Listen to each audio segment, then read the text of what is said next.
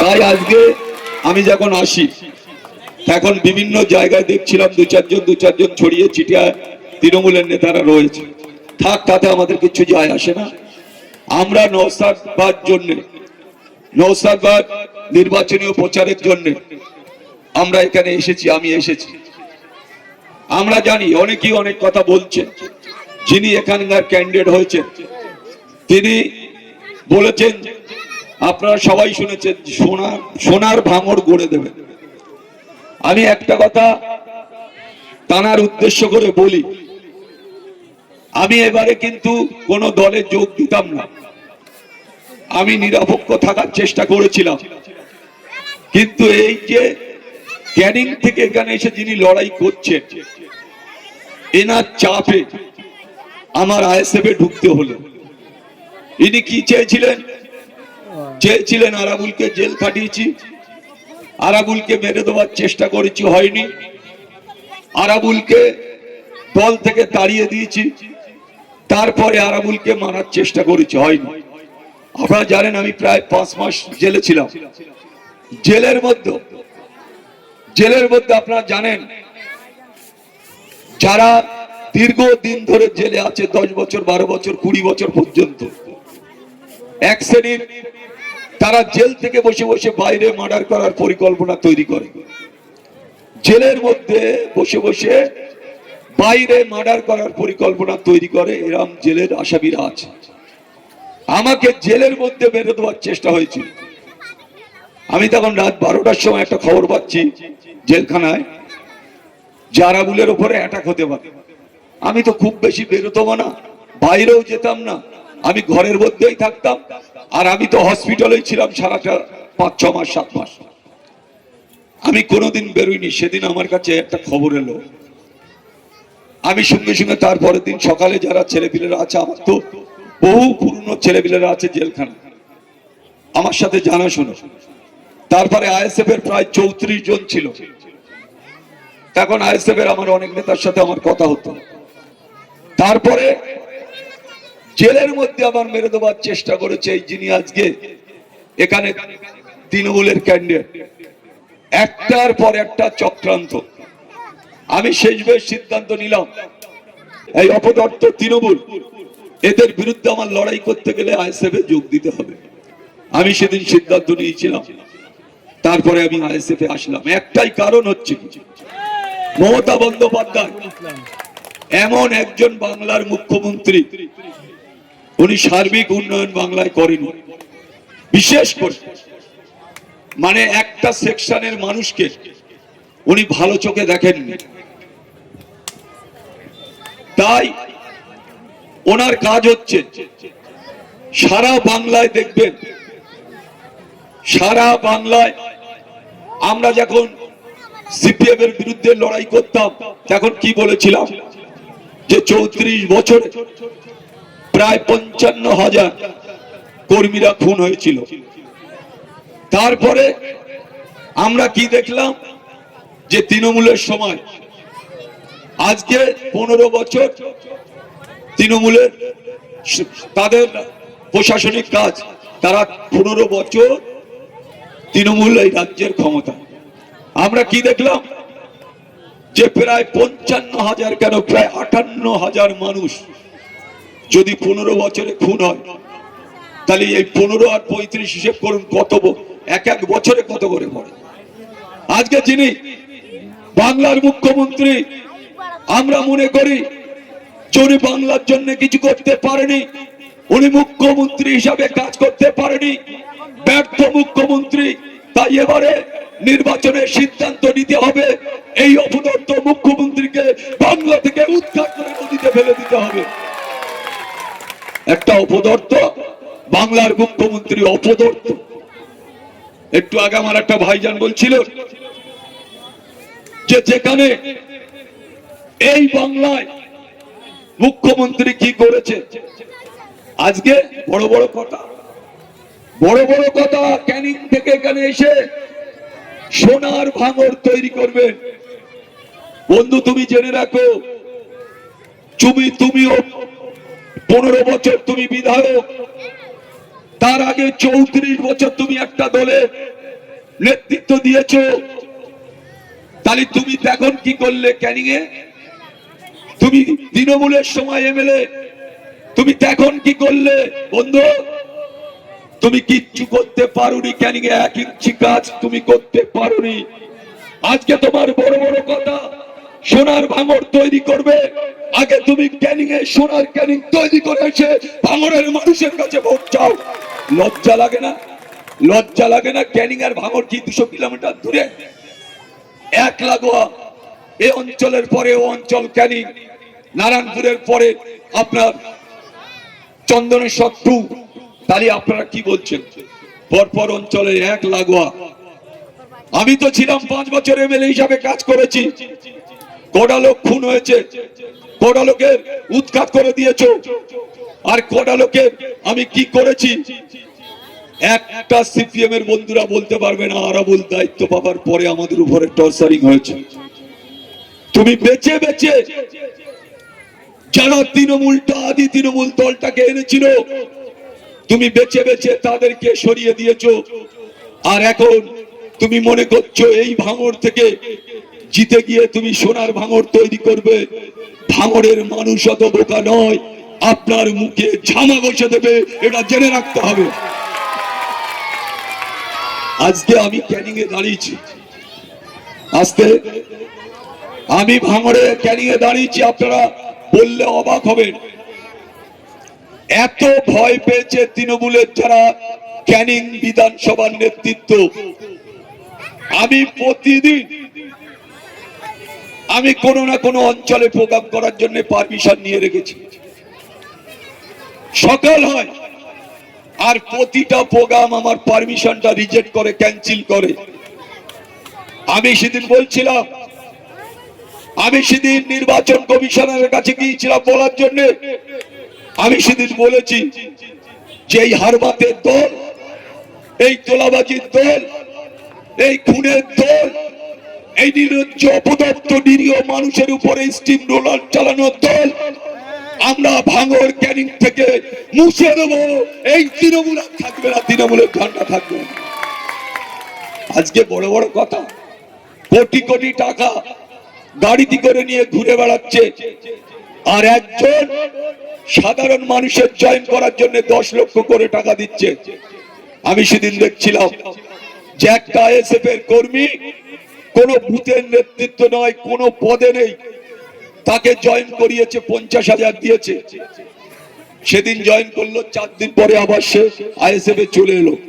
আবার তার ডেকে তার আবার 50 দিয়েছে, আবার তার জয়েন করালো। এইভাবে ভাঙড়ে দেখাচ্ছে যে আমরা আইএসএফ এর সমস্ত কর্মীদের তৃণমূল কংগ্রেস জয়েন করিয়েছি। আজকে বলতে দ্বিধা নেই, এমন একজন লোক আমাকে শুধু জেল খাটিয়ে শেষ হয়নি, আমি জেল কেটে ফিরে আসার পরেও আপনারা দেখেছেন আমাকে 4 মাস পরে বহিষ্কার করলো।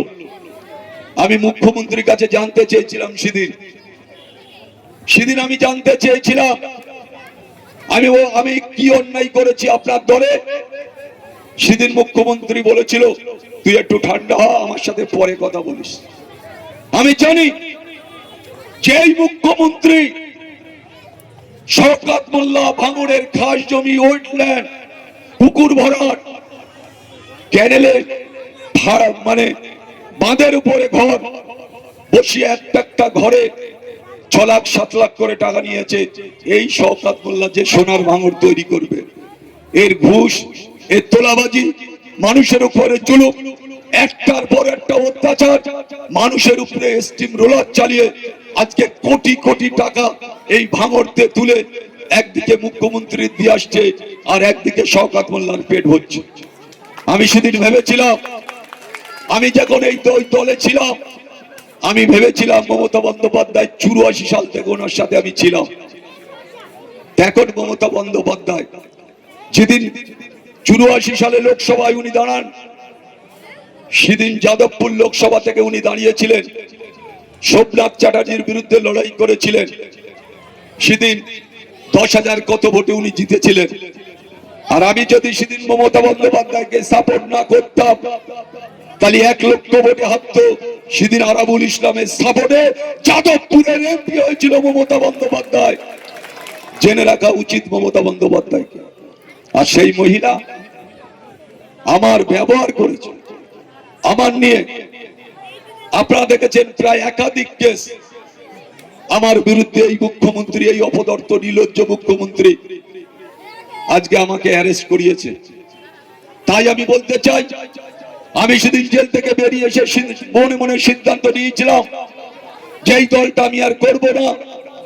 তারপরে 3 মাস পরে আমাকে বহিষ্কার করলো। আপনারা সবাই জানেন, আপনারা জানেন যে মহিলা টাকা ছাড়া কিছু বোঝে না, বাংলার মানুষের উপকার করতে আসেননি, ওনার ফ্যামিলিটাকে হাজার হাজার কোটি টাকা আত্মসাৎ করার জন্য বাংলার মুখ্যমন্ত্রী চেয়ারে বসে আছেন।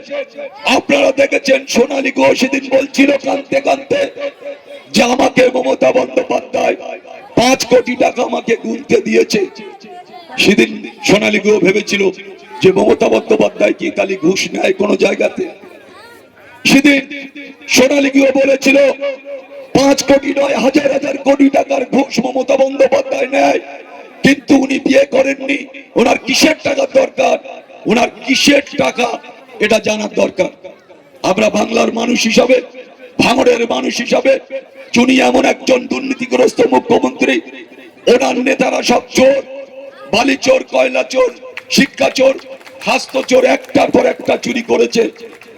আপনারা দেখেছেন খাদ্য রেশন ব্যবস্থাকে চুরি করে ভেঙে টুকরো টুকরো করে দিয়েছে। সেই বালু যে চোরের মন্ত্রী, সবার একজন মন্ত্রী দুর্নীতিতে 3.5 বছর জেল কেটে এসেছে, সেই বালুকে টিকিট দিয়েছে।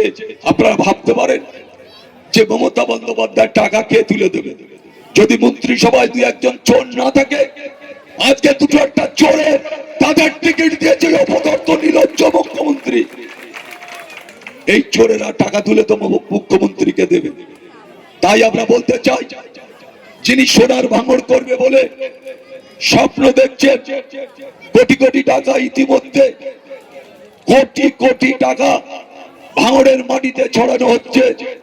একবার তিনি ভাঙড় থেকে জিততে চায়, যেহেতু মুখ্যমন্ত্রী বলেছেন তার ডান হাত শওকত মোল্লার মাথার উপরে, তারপর দিন থেকে গোটা ভাঙড় ক্যানিংয়ে আপনারা দেখছেন, সারা ভাঙড় ক্যানিংয়ে কোনো না কোনো জায়গায় আইএসএফ এর কর্মী, কোনো না কোনো জায়গায় সাধারণ মানুষের উপরে একটার পর একটা রোলার চালানো হচ্ছে।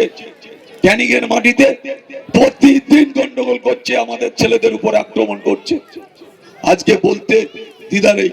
আপনারা সেদিন দেখেছিলেন আমার গাড়ির উপরে অ্যাটাক করলো। আমি যদি গাড়িতে না উঠে পড়তাম, সেদিন কিন্তু আমি খুন হয়ে যেতাম। 5-6 জন মেশিন নিয়ে ছুটে এসেছে আমার উপরে আক্রমণ করার জন্য। তারপরে আমি গাড়িতে উঠে পড়লাম, তারপরে আমার গাড়ির উপরে অ্যাটাক করলো, গাড়ি ভেঙে চুরমার হয়ে গেল। আপনারা ভাবুন, এরা দল বুঝিনি, এরা মানুষকে খুন করতে এসেছে, এলাকায় লুট করতে এসেছে। যে কটা তৃণমূল কংগ্রেসের যারা নেতৃত্ব দেয়, একবার দেখুন তারা কারা, তারা কারা নেতৃত্ব দেয়। এই আহসানের মতো লোক বাহারুল ক্যান্ডিডেট, আপনারা ভাবতে পারেন বাহারুলটা কে?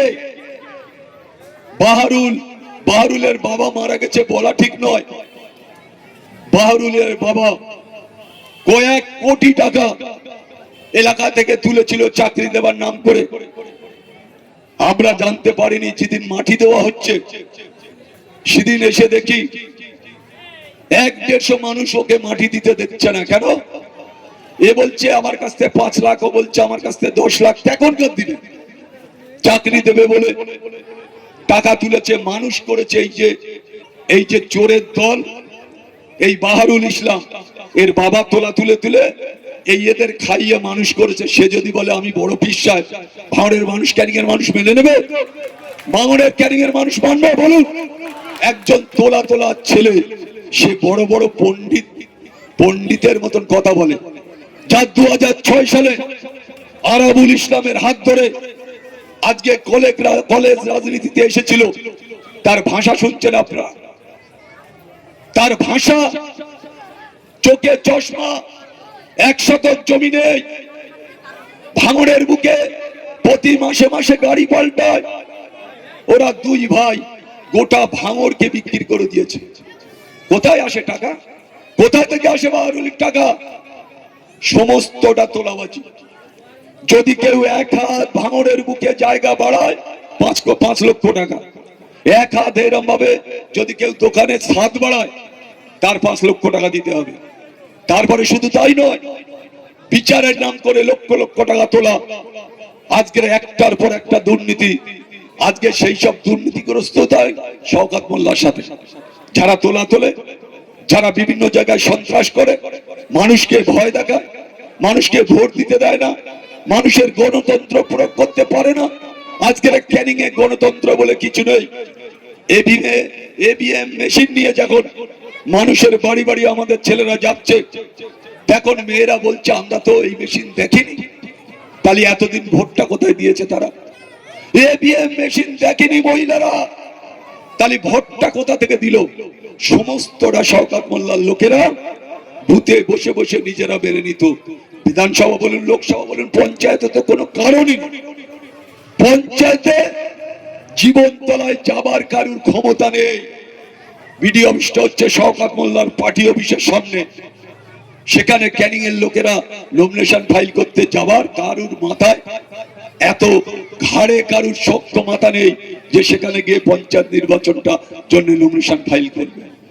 আজকে এই চোর, আজকে এই বাটপারি, আজকে কোটি কোটি টাকার দুর্নীতি, স্বজন পোষণ একটার পর একটা। আজকে সেই মমতা বন্দ্যোপাধ্যায় চোরের মাথায় হাত দিয়ে বলছে তুই তো আমার বাপ। আজকে চোরের মাথায় হাত দিয়ে বলছে তুই তো আমার বাপ। তালি মমতা বন্দ্যোপাধ্যায় এখান থেকে বস্তা বস্তা টাকা যাচ্ছে মুখ্যমন্ত্রীর কাছে। বস্তা বস্তা টাকা যাচ্ছে কি যাচ্ছে না বলুন? বস্তা বস্তা টাকা গঙ্গার জমি বিক্রি করে, জোর করে, প্রমোটারি করে, কোম্পানির কাছ থেকে টাকা নিয়ে। আমি সেদিন শুনছিলাম লেদার কমপ্লেক্স আপনাদের বাড়ির কাছে, সেখান থেকে প্রায় 50 কোটি টাকা নেওয়া হয়েছে।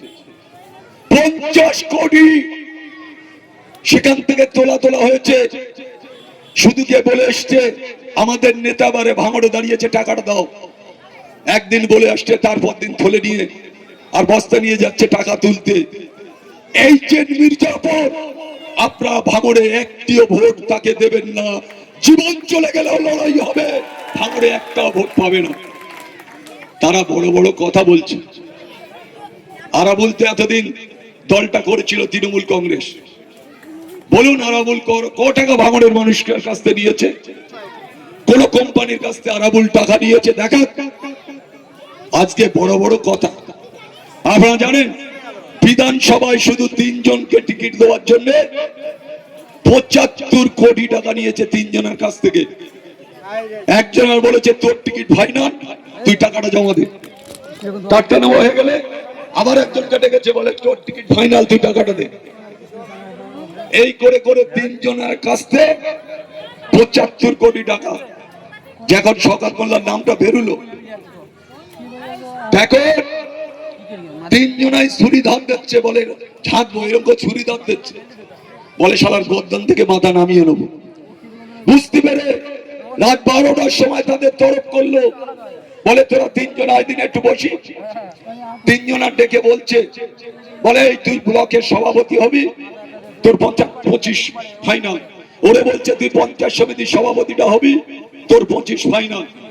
আরেকজন আর বলছে তুই ভাঙড় বিধানসভার চেয়ারম্যান হবি, তোর 25 কোটি টাকা শেষ। এই করে 3 জনের কাছ থেকে 75 কোটি। আপনারা ভাবতে পারেন আমরা রাজনীতি করেছি, আমরা চা খেয়ে দুপুরে না খেয়ে লোকের বাড়ি বাড়ি গিয়েছি, পৌঁছেছি। আমরা কিন্তু কোটি কোটি টাকা কোনোদিন দেখিনি। ভাঙড়ের মাটিতে তো মধুর হাঁড়ি, ভাঙড়ের মাটিতে মধুর হাঁড়ি। তাইতে পাগল হয়ে গেছে যে ভাঙড়ে আমি দাঁড়াবো, ভাঙড় আমার চাই, ভাঙড়টা আমার দরকার। তাই আপনাদের কাছে বলতে চাই, যিনি ভাঙড়ে এসে বলছে ভাঙড়টা তিনি নাকি সোনার ভাঙড় তৈরি করবে।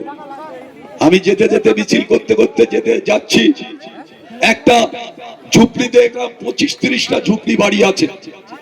আমি গাড়িটা স্লো করলাম, আমি দেখি ভদ্রলোক, আমি বললাম কি হয়েছে মা, তোমাদের ঘরের অবস্থা এরকম কেন? একজন বয়স্ক মহিলা বেরোলো, আমারে বলছে তোমার নাম বাবা আরাবুল? আমি বলি হ্যাঁ আমার নাম আরাবুল ইসলাম।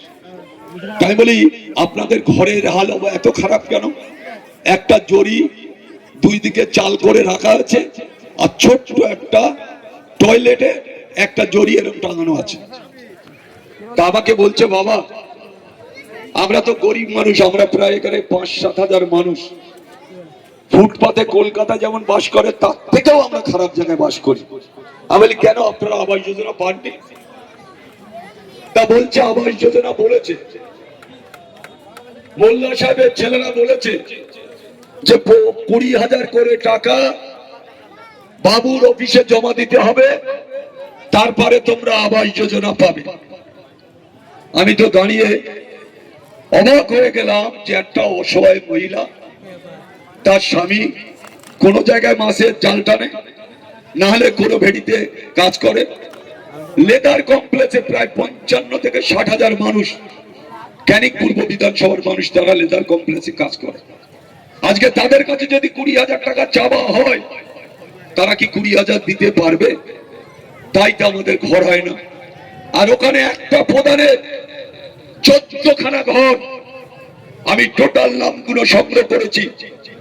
তার ভার নামে ঘর, তার মার নামে ঘর, তার শালার নামে ঘর, বোন নামে ঘর, শালীর নামে ঘর, ভাইয়ের আবার নামে ঘর, এরকম করে 14খানা ঘর। তার নিজেরও একটা ঘর, তার ঘর 3 তলা প্রধানের, সেও আবাস যোজনার ঘর পাচ্ছে। আর একটা গরিব, একটা খেটে খাওয়া, দুবেলা দুমুঠো অন্ন জোটে না, এই ধরনের মানুষদের উপরে রোলাপ চালানো। আজকে সে বলছে ক্যানিং এ ছেড়ে ভাঙড়ে এসছে সোনার ভাঙড় তৈরি করার জন্য। ক্যানিংটা করতে পারোনি কেন বাবা?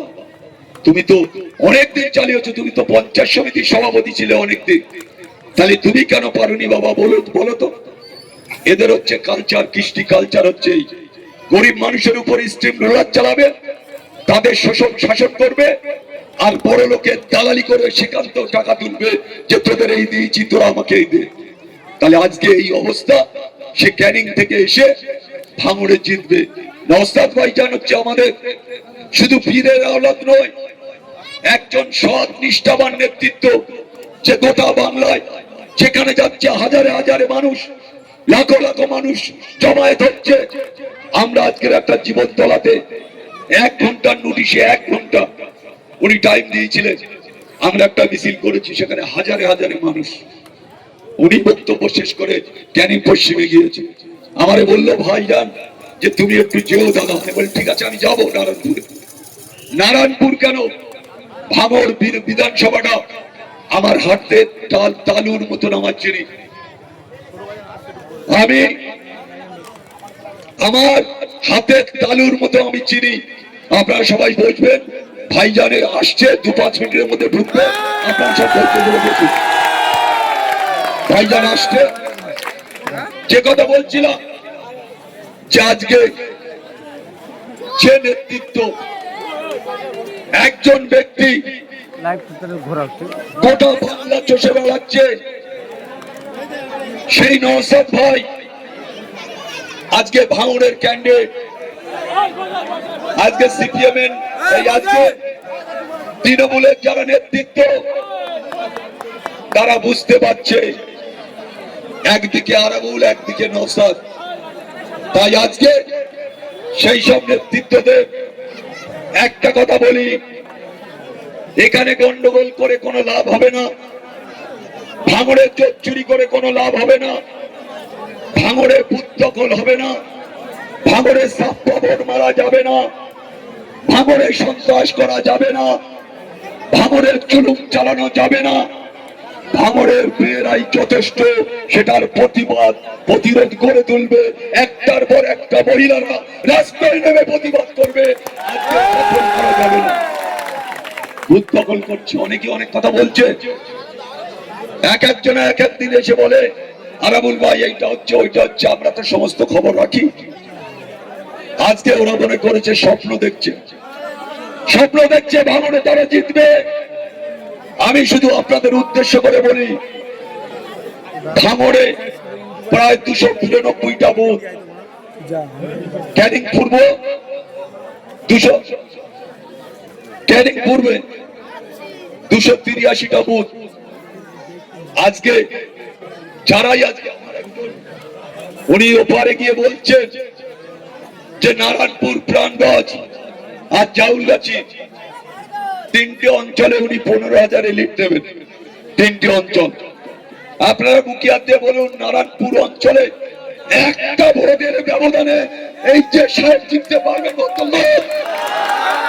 তিনি বলছেন 3টে অঞ্চলে মিনিমাম 15,000। ওনার আইডিয়ার আরো বেশি, যেখানে 15,000 ভোটে উনি লিড নেবেন। তারপরে ভাঙড় 2 নম্বর ব্লক, যেখানে 10টা অঞ্চল।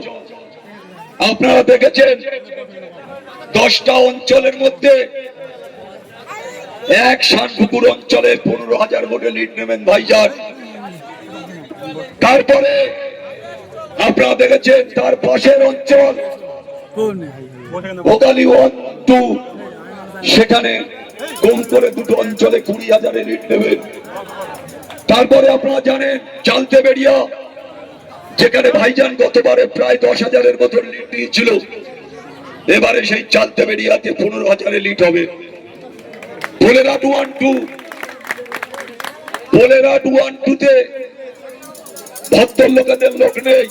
যে কটা আছে, কটা তোলাবাজ আছে, তারা পোলেরাট 2, 1-এ ওখানে ভদ্রলোক ভোট খুব বেশি পাবে না।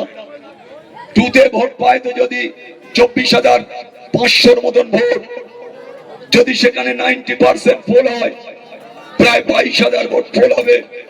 সেখানে ভদ্রলোক যদি ভোট পায় 2 থেকে 3,000, বাকি ভোট আইএসএফ পাবে। এটা জেনে রাখতে হবে। আমি হিসেব করে বলে দিচ্ছি, আমি 2019-এ যখন মিমি চক্রবর্তী যাদবপুর লোকসভার ক্যান্ডিডেট হয়, আপনারা তো জানেন ভোজেরহাটের মাঠ, তখন আমার সব তৃণমূলের লোকেরাই ছিল। আমি মিডিয়াতে সেদিন বলছিলাম হাসতে হাসতে যে আমরা লক্ষাধিক ভোটে ভাঙড় লোকসভা, ভাঙড়ের মধ্যে যেটা পড়ে ভাঙড় বিধানসভা, আমরা 1 লক্ষ ভোটে জিতবো। সেদিন আমার বলেছিল, ওর বিশ্বাস ছিল, ববি হাকিমরা ছিল। সেদিন হাসতে হাসতে আমার বলেছিল যে আরা বলতে এটা বললে ঠিক হলো। আমি বলি ভোট গোনার পরের দিনে ওর বিশ্বাস